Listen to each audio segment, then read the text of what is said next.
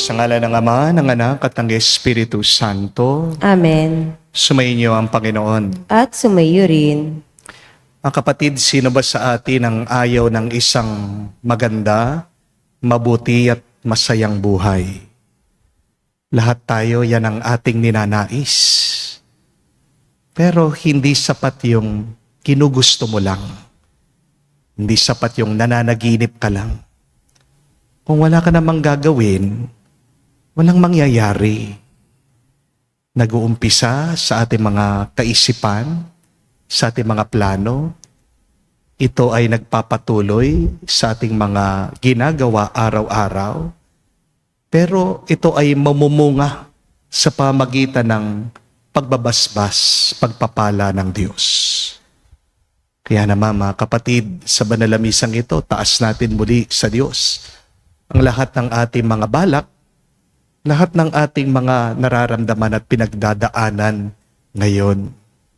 Tandaan natin na kahit naman ang ating Panginoon nakaranas ng mga pagsubok sa kanyang buhay. Maririnig nga natin sa ating ebanghelyo kung paano siya pinagbabato ng mga Hudyo. Pero hindi tumigil ang ating Panginoon na sundin at gawin ang kagustuhan ng Diyos. Sa mga pagkakataon na kung saan tayo'y sumuko, tayo'y nagduda, tayo'y nagpatuloy sa ating mga kasalanan. Hingin natin muli ang awa at pagpapatawad ng Diyos para makita tayong karapat-dapat makatanggap sa mga banal na misteryo. Inaamin ko Sa makapangyarihang Diyos at sa inyo mga kapatid, na lubha akong nagkasala sa isip, sa salita, sa gawa at sa aking pagkukulang. Kaya isinasamo ko sa mahal na Birhen Maria, sa lahat ng mga anghel at mga banal, at sa inyo mga kapatid, ako'y ipanalangin sa Panginoong ating Diyos. kaawaan tayo na makapangyarihang Diyos. Patawarin tayo sa ating mga kasalanan. Patnubayan tayo sa buhay na walang hanggan. Amen. Panginoon, kaawaan mo kami. Panginoon, kaawaan mo kami. Kristo, kaawaan mo kami. Kristo, kaawaan mo kami. Panginoon, kaawaan mo kami. Panginoon, kaawaan mo kami. Manalangin tayo. Ama naming makapangyarihan, patawarin mo ang mga pagsuway ng iyong sambayanan upang sa pagkakasangkot namin sa kinasasadlakang kasalanan dahil sa aming angking kahinaan, kami iyong pagbigyang lumaya ng tuluyan. Sa pamagitan ni Jesucristo kasama ng Espiritu Santo, magpa sa walang hanggan. Amen.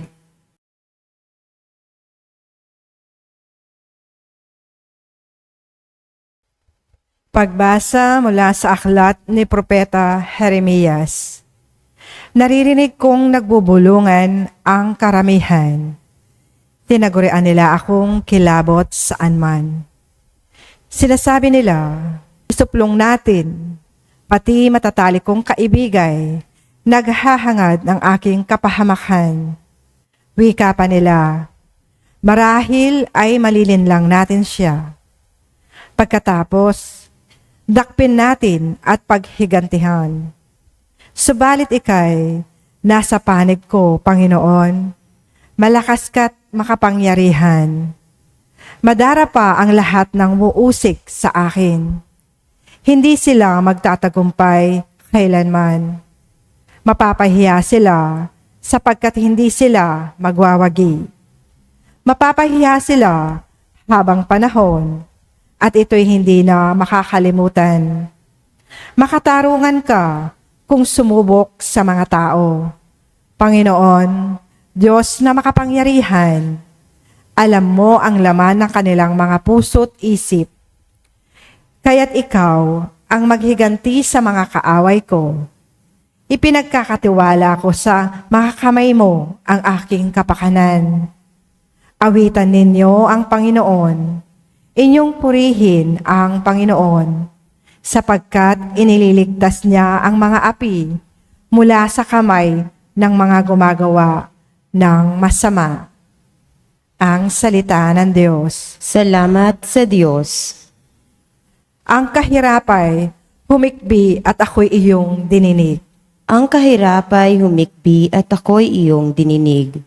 Ang Panginoon kong aking kalakasan.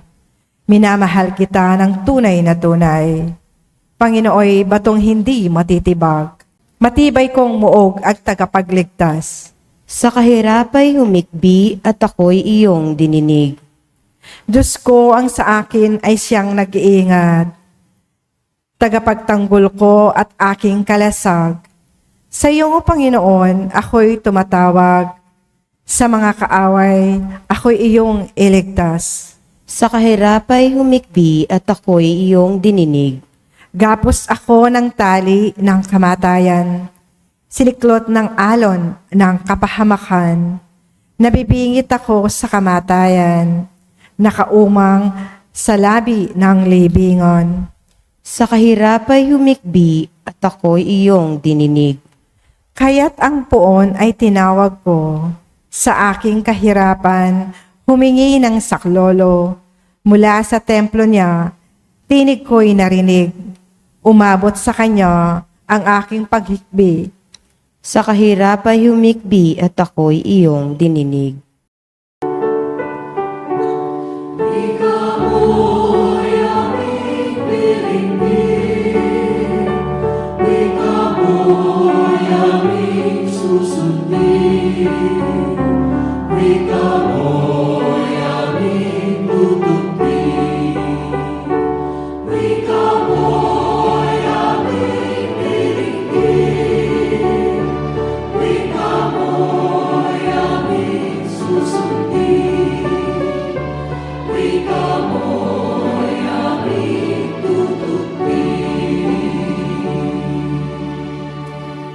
Salita mo, Kristong mahal, Espiritong bumubuhay, nagtuturo't umaakay sa nagnanais makamtan ang langit na walang hanggan.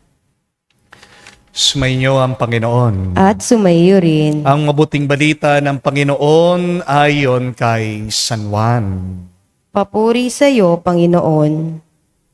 Nung panong yun, ang mga Hudyo'y kumuha ng mga bato upang batuhin si Jesus. Kaya't sinabi sa kanila ni Jesus, maraming mabubuting gawa mula sa Ama ang pinakita ko sa inyo. Alin ba sa mga ito ang dahilan at ako'y inyong babatuhin?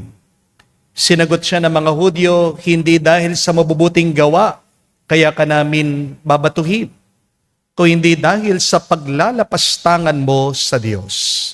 Sapagkat nagpapanggap kang Diyos, gayon tao ka lang. Tumugon si Jesus, hindi ba nasusulat sa inyong kautusan? Sinabi ko, mga Diyos kayo. Mga Diyos ang tawag ng kautusan sa mga pinagkatiwalaan ng salita ng Diyos. At hindi maaring tanggihan ang sinasabi ng kasulatan. Ako'y hinirang at sinugo ng Ama. Paano ninyo masasabi ngayon na nilalapastangan ko ang Diyos sa sinasabi kong ako ang anak ng Diyos? Kung hindi ko ginagawa ang pinapagawa sa akin ng Ama, wag ninyo akong paniwalaan. Ngunit kung ginagawa ko yon, paniwalaan ninyo ang aking mga gawa. Kung ayaw man ninyo akong paniwalaan, sa gayon matitiyak ninyong nasa akin ang Ama at ako'y nasa Kanya. Tinangka na naman nilang dakpin siya, ngunit siya'y nakaiwas. Muling pumunta si Jesus sa ibayong Hordan, sa pook na noong unang pinagbibinyagan ni Juan. Nanatili siya roon at maraming lumapit sa kanya. Sinabi nila, si Juan ay walang ginawang kababalaghan. Ngunit, totoong lahat ang sinabi niya tungkol sa taong ito. At doon maraming sumampalataya kay Jesus. Mga kapatid, ang mabuting balita ng ating Panginoon. Pinupuri ka namin, Panginoong Heso Kristo. Magandang araw po muli sa inyong lahat. Pakisabihan niyo po ang inyong mga katabi, God is good. God is good. Bago po ang lahat, ako po ay nagpapasalamat sa maraming nagdadasal po sa akin. Pagpaumanhin niyo po, medyo mahina po o magaspang ang aking boses dahil ako po ay nagre-recover pa dahil po siguro sa pagod. Ako po ay sinisipon. Paggabi ako po ay nilalagnat. So, paumanhin po. Pero kung hindi po ako magmimisa, wala pong misa. Hindi po ba? Maraming salamat po sa inyong dasal. Ito po ay nakakapagpalakas sa akin. Anyway, sa buhay po natin, may tatlong mahalagang desisyon na dapat nating gawin o piliin araw-araw. Dito po nagdidepende kung ang iyong buhay ay magiging maganda, maayos, matagumpay, masaya, at pinagpala. Remember that we are the product of our choices. Para-pareho po tayong mga tao. Pero bakit ba merong mataba, merong payat? Bakit po merong maganda, merong hindi masyadong maganda? Bakit po merong sexy, meron din namang siksik? Bakit po meron sa ating mayaman, bakit merong naghihirap? Nagkakaiba tayo dahil sa mga desisyon na ating ginagawa o pinipili araw-araw. Amen? If you want your life to be the best, make the best decisions in your life. Kaya tandaan niyo po, itong tatlong desisyon na ating pinipili araw-araw. Kung aayusin natin ang pagpili natin dito sa tatlong desisyon na ito, magiging maayos, magiging maganda, magiging masaya ang buhay mo. First one, you always decide what to focus on. Marami pong mga video sa YouTube, marami pong pelikula sa Netflix, marami pong palabas sa TV. Pero depende sa iyo kung ano ang iyong panonoorin at pakikinggan. Amen? But be careful because what you consume consumes you. You become what you focus.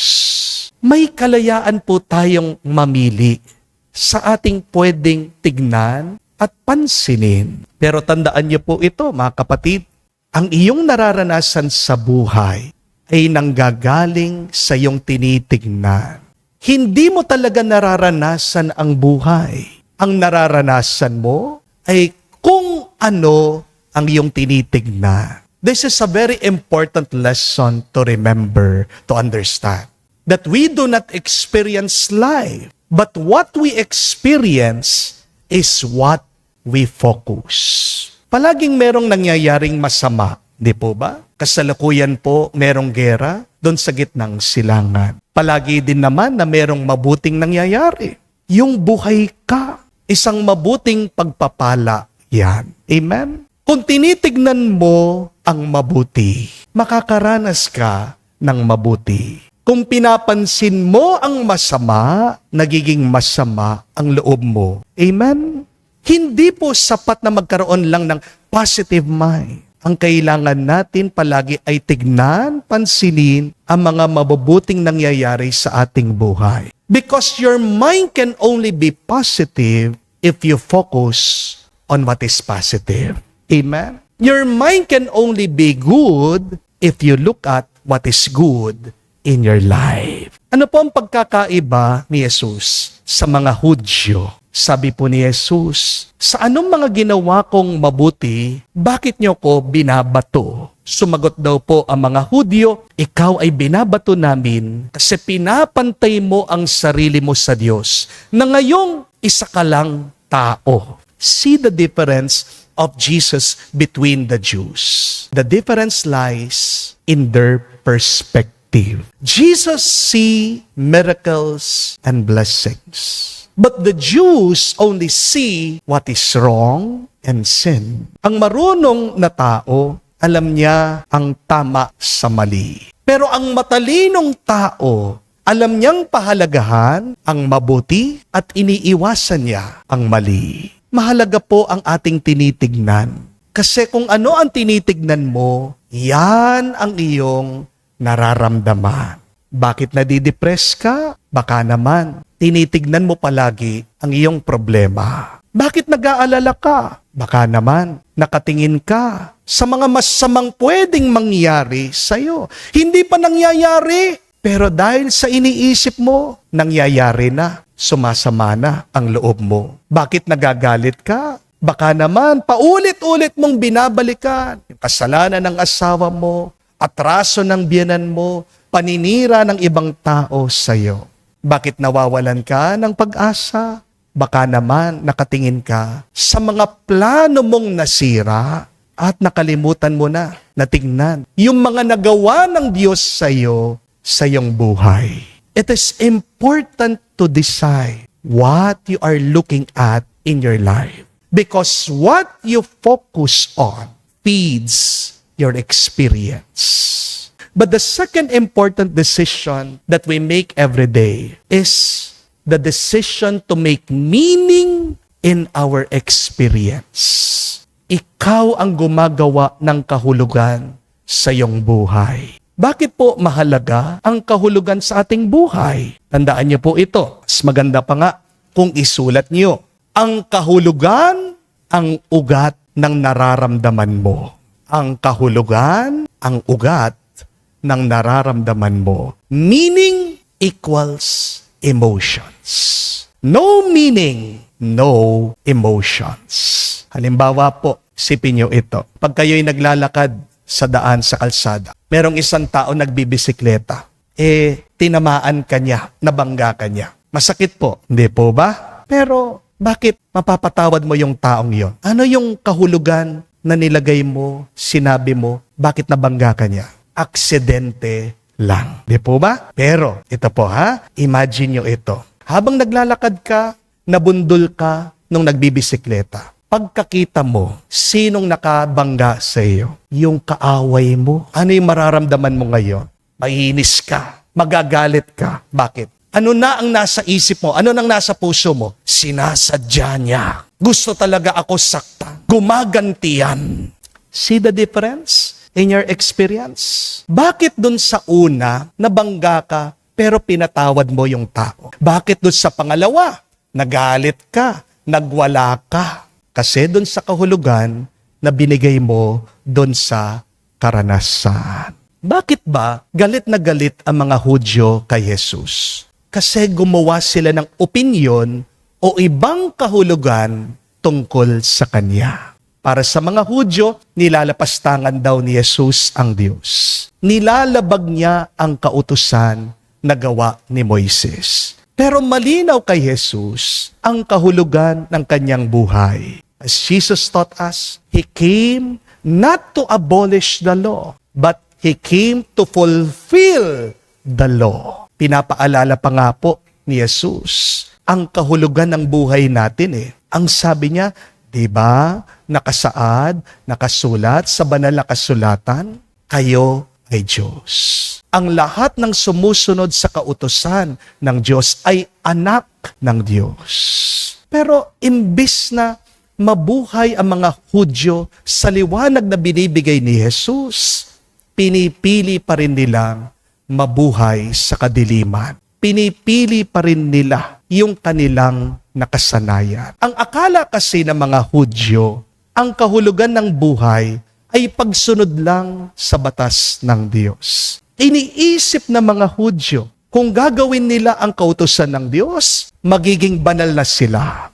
Pero ang mahalaga sa Diyos ay hindi lang ang pagsunod sa kanyang kautusan, pero yung laman ng puso natin habang ginagawa natin ang kagustuhan ng Diyos. You can follow the law of God, but you can do it with an evil and selfish heart. Amen? Nakalimutan po ng mga Hudyo na ginawa tayo ng Diyos para magkaroon tayo ng relasyon at ugnayan sa Kanya. Kung ikaw ay sumusunod sa mga utos ng Diyos pero wala kang koneksyon sa Kanya, walang halaga ang iyong ginagawa. Amen? Kapag nawalan ka ng kahulugan, mawawala ka din sa daan ng buhay. At ang mabuting balita, hindi natin kailangan gumawa ng sarili nating kahulugan. You don't need to invent your own meaning in your life. Dahil ang kahulugan ng ating buhay, nakasulat na, binigay na, pinagkaloob na ng Diyos. Nasaan? Nasa Biblia. And remember the meaning of Bible. Spell Bible. B-I-B-L-E. Acronym po yan. May kahulugan po ang Bible. Bible means basic instruction before leaving earth. Ano po yon? Basic instruction before leaving earth. Ang lahat ng sagot sa tanong mo, nasa Biblia na, nasa salita ng Diyos. Magandang itanong ito sa ating sarili. Ano ba yung mga kahulugan na ginawa ko para sa aking buhay? Yang kahulugang bang yan ay akma sa Diyos. Yung mga kahulugan na aking bang ginawa na ayon sa kahulugan na binigay ng Diyos para sa akin. Yung bang mga kahulugan na aking pinaniniwalaan, approve ba ng Diyos? Kung iniisip mo, pinahihirapan ka ng Diyos. Di ba? Magiging mas mahirap ang buhay. Kung iniisip mo, hindi ka mahal ng iyong mga magulang, magiging malungkot ka talaga. Kung iniisip mo, wala ng pag-asa, susuko ka at magpapakamatay. Di po ba? Pero kung araw-araw, nakikita mo ang kahulugan ng iyong buhay sa salita ng Diyos.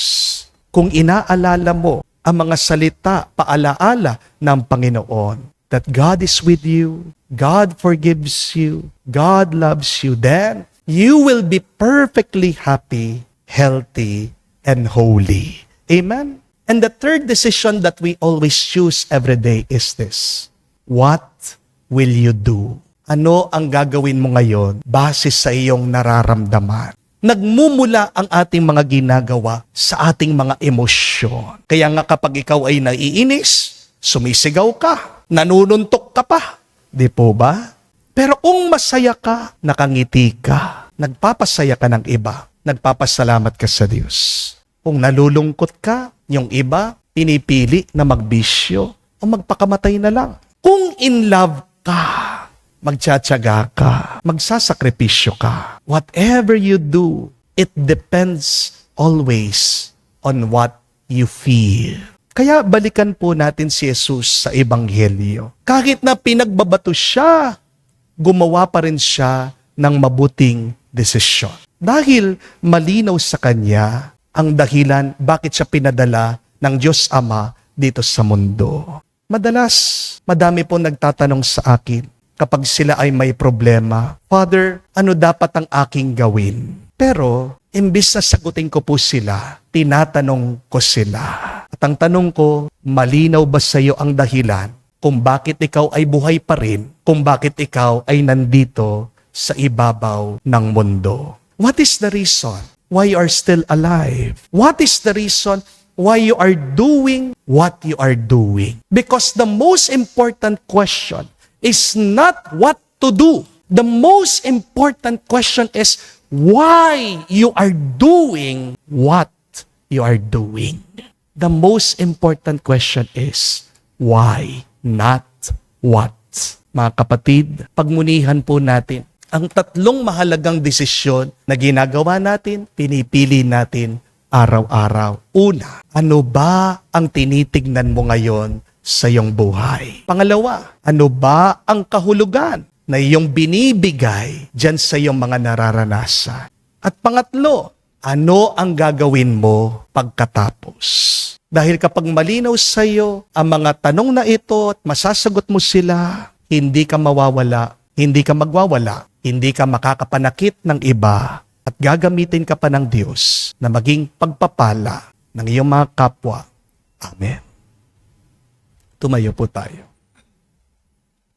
Manalangin tayo na patuloy tayong patnubayan ng Diyos sa pamagitan ng Kanyang mga propeta upang maipalaganap natin ang mensahe ni Jesucristo. Ating sabihin, Panginoon, dinggin mo kami. Panginoon, dinggin mo kami.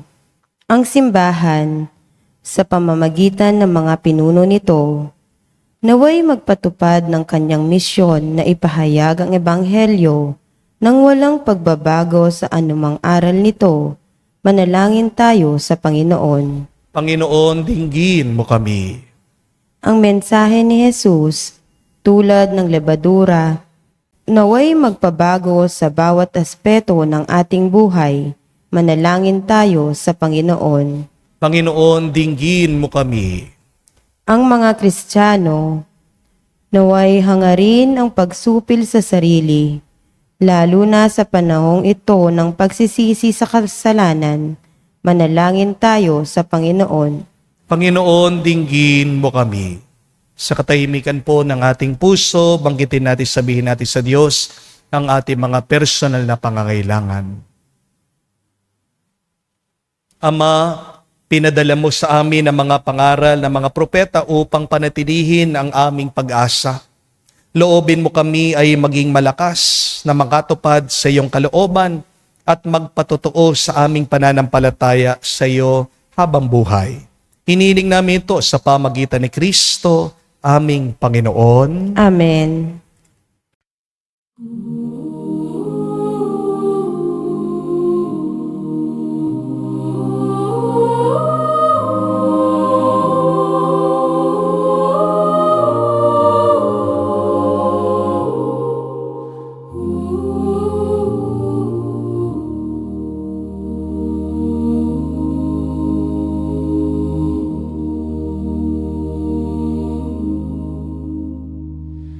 Handog ko, Diyos ko, tanggapin mo na. Alay ko, Diyos ko, ikalugod mo na. Nagsising puso, nagpapakumbaba. Ikatuano sana kami patawarin na.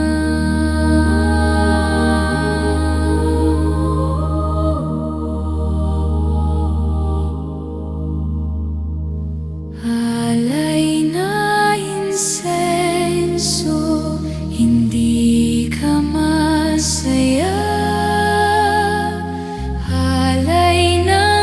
Taasan, hindi ka tangap-tangap. Handog na mahihirap, galing sa dukha. Sa'yo'y kaya-kaya, sa'yo'y katuwa-tuwa.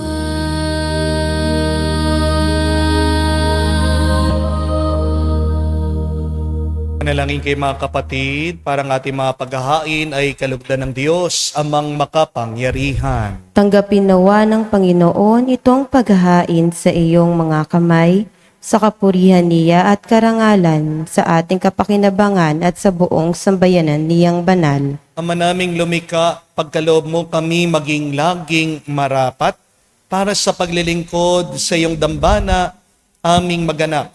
Upang sa paglahok namin lagi rito, kami maligtas sa pamagitan ni Jesucristo, kasama ng Espiritu Santo, magpa sa walang hanggan. Amen. Sumainyo ang Panginoon. At sumayo rin. Itaas sa Diyos inyong mga puso at diwa. Itinaasan namin sa Panginoon. Pasalamatan natin ang Panginoong ating Diyos. Marapat na siya ay pasalamatan. Ama naming makapangyarihan, tunay nga marapat ikaw ang aming pasalamatan sa pamagitan ni Jesucristo na aming Panginoon.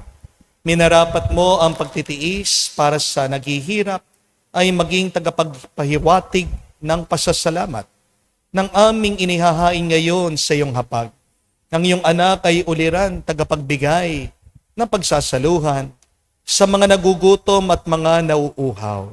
Sa pagsunod namin sa giliw mong anak, ang pagkamauwain mo ay aming ginaganap upang ang pag-iimbot ay mapawing lahat sa aming pag-uugali at gawaing binabalak. Kaya kaisa na mga anghel nagsisiawit ng papuri sa iyo nang walang humpay sa kalangitan. Kami nagbubunyi sa iyong kadakilaan.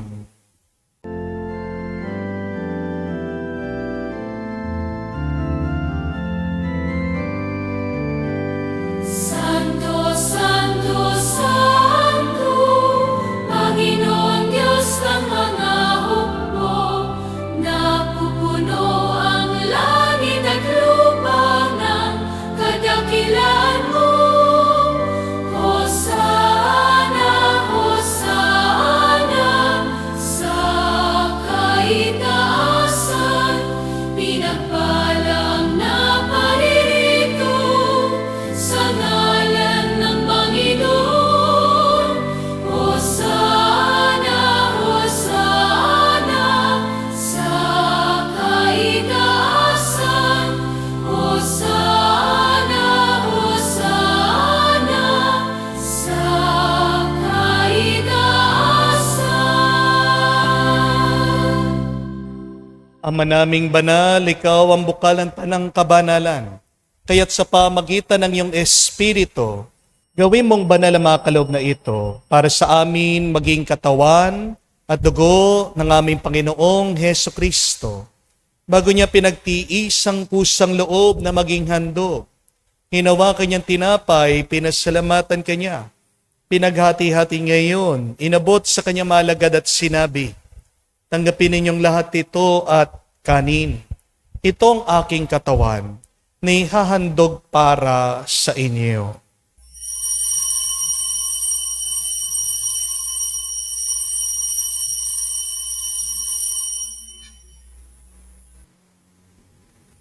Gayon din naman na matapos ng hapunan, hinawakan niyang kalis, muli kanyang pinasalamatan. Nabot niyang kalis sa kanyang malagad at sinabi, tanggapin ninyong lahat ito at inumin. Ito ang kalis ng aking dugo, ng bago at walang hanggang tipan. Ang aking dugo na ibubuhos para sa inyo at para sa lahat, sa ipagpapatawad ng mga kasalanan. Gawin ninyo ito sa pag-alaala sa akin.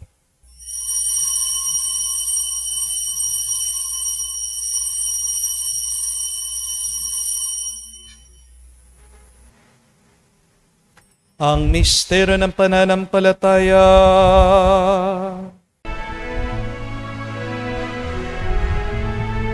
Sa krus mo at pagkabuhay, kami natubos mong tunay. Poong Jesus, naming mahal, iligtas mo kaming tanan, ngayon at magpakailanman. Ama, ginagawa namin ngayon ang pag-aalaala sa pagkamatay muling pagkabuhay ng iyong anak. Kaya tinialay namin sa iyong tinapay nagbibigay buhay at ang kalis na nagkakalob ng kaligtasan. Kami nagpapasalamat dahil kami iyong minarapat na tumayo sa harap mo para maglingkod sa iyo. Sinasamo namin kami magsalo-salo sa katawan at dugo ni Kristo ay mabuklod sa pagkakaisa sa pamagitan ng Espiritu Santo. Ama, lingapin mong iyong simbahan, laganap sa bundigdig, puspusin mo kami sa pag-ibig. Kaisa ni Leon ang aming Santo Papa, si Florentino, aming arsobispo ng Tanang Kaparian. Alalahanin mo rin ang aming mga kapatid na nahimlay. May pag-asang sila'y muling mabubuhay. Ngayon din naman lahat ng mga pumanaw. Kawan mo't sila't patuloyin sa iyong kaliwanagan. Kawan mo't pagindapatin kaming lahat. Makasalo sa iyong buhay na walang wakas. Kaisa na mahal na Birhen Maria, Ina ng Diyos. Kaisa ni San Jose, ang kanyang malwalhating esposo. Kaisa na mga apostol at lahat ng mga banal na namuhay dito sa daigdig na kalugod-lugod sa iyo.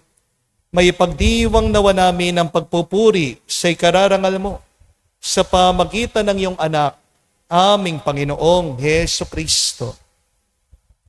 Sa pamamagitan ni Kristo, kasama niya at sa Kanya, ang lahat ng parangal at papuri ay sa iyo, Diyos Ama, makapangyarihan, kasama ng Espiritu Santo, magpasawalang hanggan.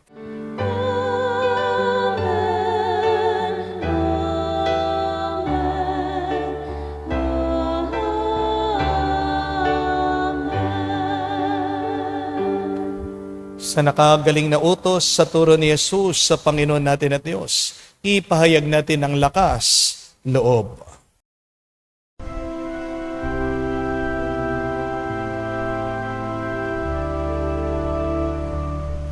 Ama namin, sumasalangit ka, sambahin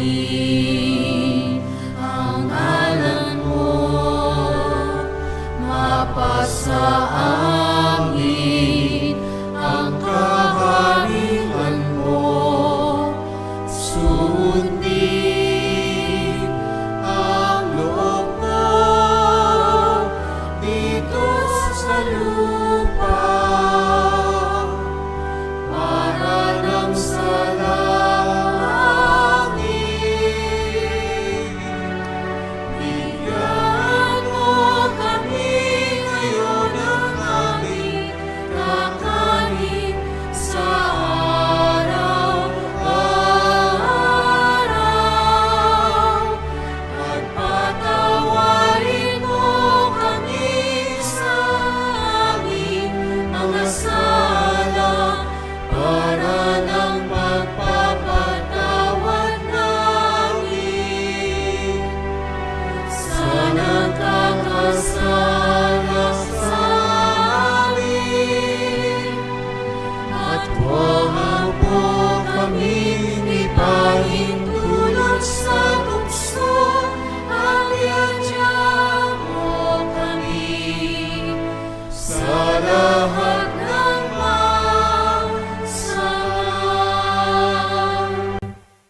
Hiniling namin kami, Adya, sa lahat ng masama, pagkalooban ng kapayapaan araw-araw, ligtas sa kasalanan, ilayo sa lahat ng kapamakan, samantalang aming pinanabikan ang dakilang araw ng pagpapahayag ng tagapagligtas naming si Heso Kristo. Sapagkat iyo ang kaharian at ang kapangyarihan at ang kapurihan magpakailanman. Amen. Panginoong Heso Kristo, sinabi mo sa mga apostol, kapayapaan ang iniiwang ko sa inyo.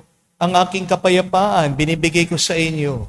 Tunghayan mong aming pananampalataya at huwag ang aming pagkakasala. Pagkalooban mo kami ng kapayapaan at pagkakaisa ayon sa iyong kalooban. Kasama ng Espiritu Santo, magpa sa walang hanggan. Amen. Kapayapaan ng Panginoon ay laging sumainyo. At sumayo rin. Magbigayan po tayo ng kapayapaan sa bawat isa. Peace with you po. Kapayapaan po sa inyong lahat.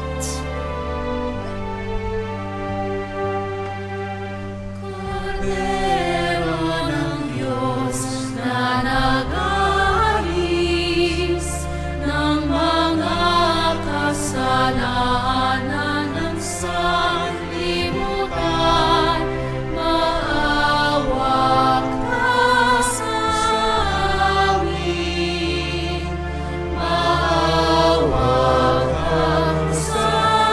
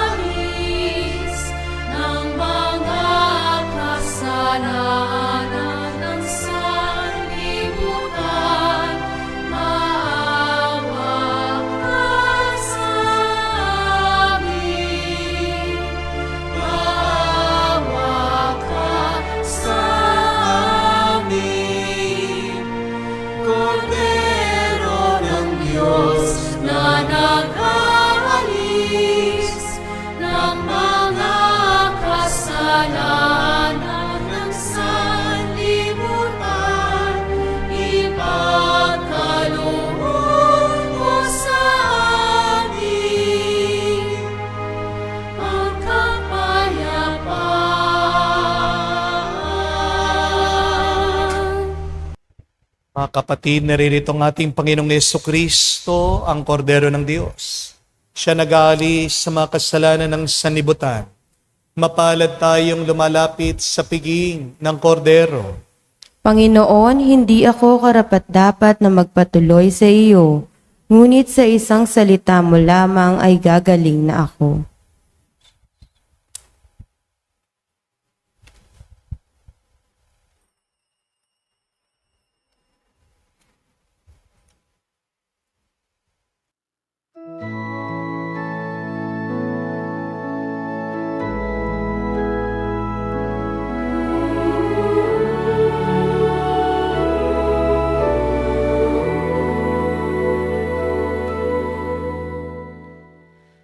Ikaw ang lagi kong kausap.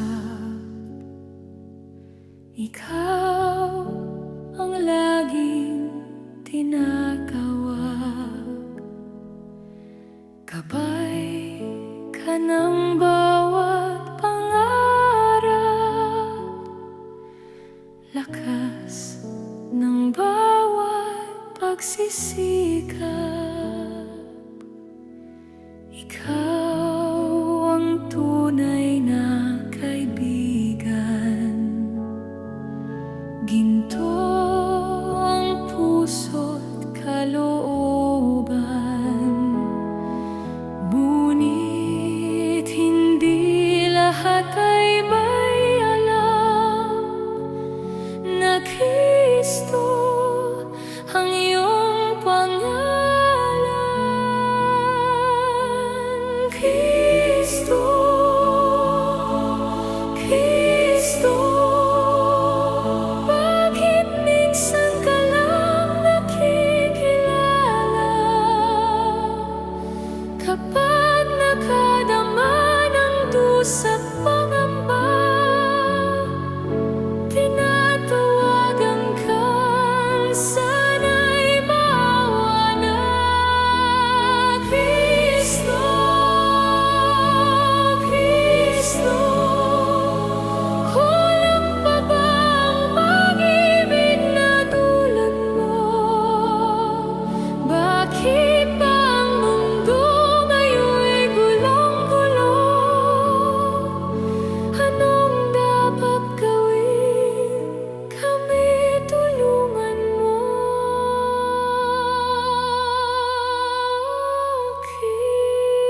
Kristo.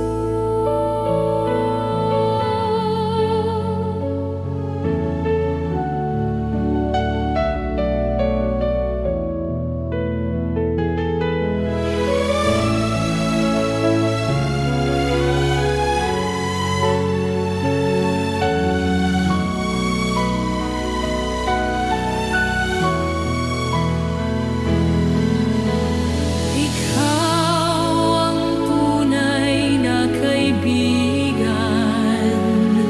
Gintong puso't kalooban.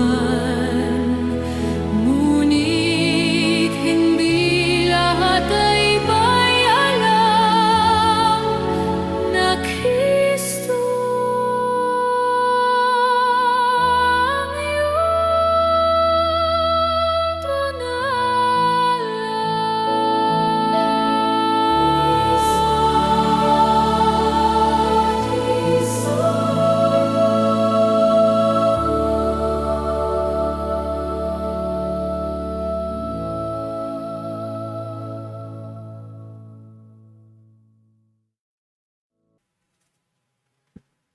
Manalangin tayo. Ama namin mapagmahal, wag nawang maparam sa amin ang bungang walang maliw ng pinagsaluhan naming paghahain.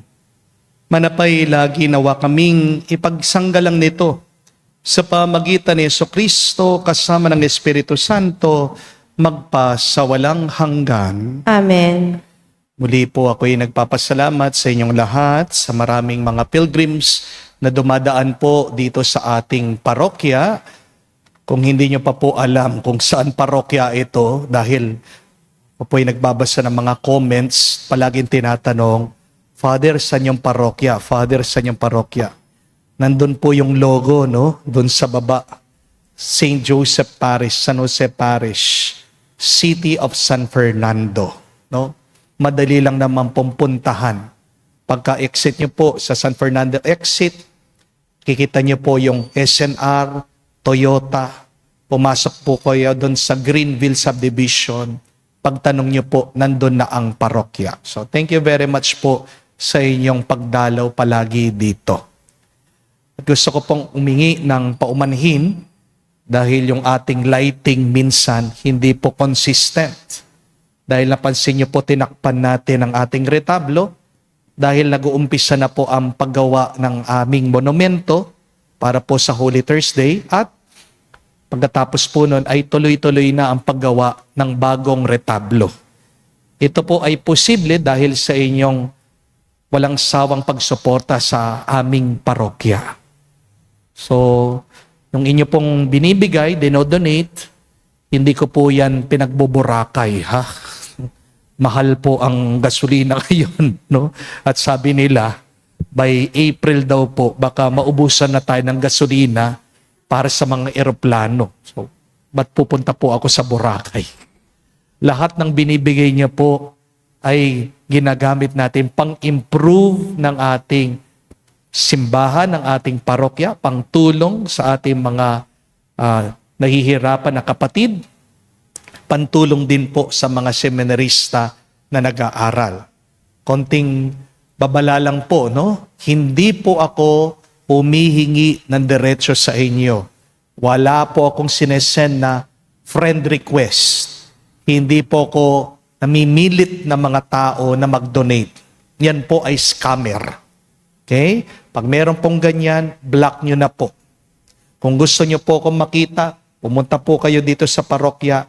Wala po kaming pinipilit sa mga tao mag-donate sila. We just accept what you give. We thank you for your generosity. Kami po'y nabubuhay sa inyong kabaitan. Wala kaming pinipilit. Dahil ang aking pong paniniwala that God loves a cheerful giver. Okay? So again, kung meron pong Father Joel, nag-text sa inyo, nag-message sa inyo, at sinasabi niya meron daw akong orphanage na tinutulungan, hindi po totoo yan. Kasi po nakita ko na yung mga messages niya, napakawalang hiya po nitong taong ito. Pag hindi po kayo nagbigay, magagalit pa siya sa inyo. Hindi po ako ganun. No? Magbigay kayo, hindi po kayo magbigay, salamat. Kasi lahat po pwedeng makapagbigay dun sa kaya nila. Amen? Meron pong tao, para sa kanya, ang 1 million barya lang.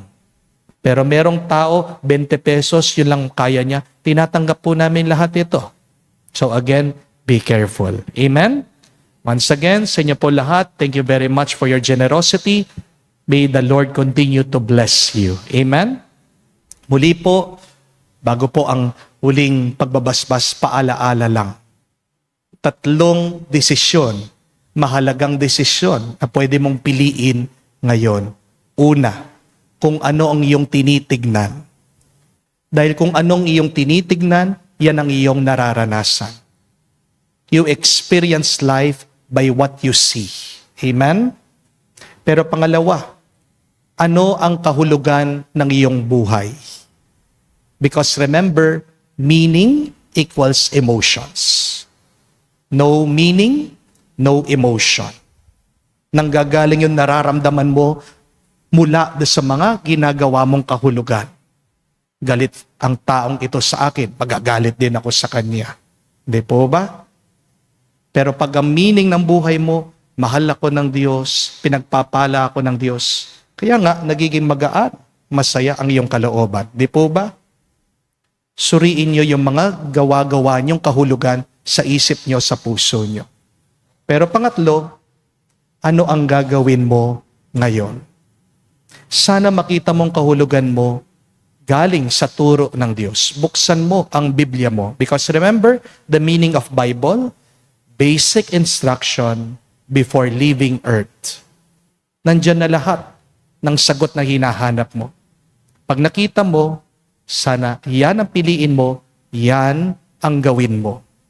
Kung mahalaga sa iyo ang isang bagay, di ba? Iingatan mo yan. Kung mahalaga sa iyo ang iyong buhay, aalagaan mo yan. Kung mahal mo ang pamilya mo, gagawin mo ang lahat para sila ay mapabuti. Hindi po ba? Ano ang gagawin mo? Nagdidepende yan sa pinahahalagahan mo. Kaya pagmunihan niyo po, yung tatlong bagay na yan. What are you looking at? What are the meanings that you have created? And what shall you do? Hari nawa, kapag pinili niyo po ang mabuti, maging mas mabuti pa ang iyong buhay. Ngayon, hanggang marating niyo ang buhay na walang hanggan. Sumainyo ang Panginoon. At sumayo rin. At kayo'y basbasan ng Diyos, makapangyarihan sa lahat. Sa ngalan ng Ama, ng Anak, ng Espiritu Santo. Amen. Ang ating misa ay natapos na. Humayo kayo sa kapayapaan ni Kristo. Salamat sa Diyos.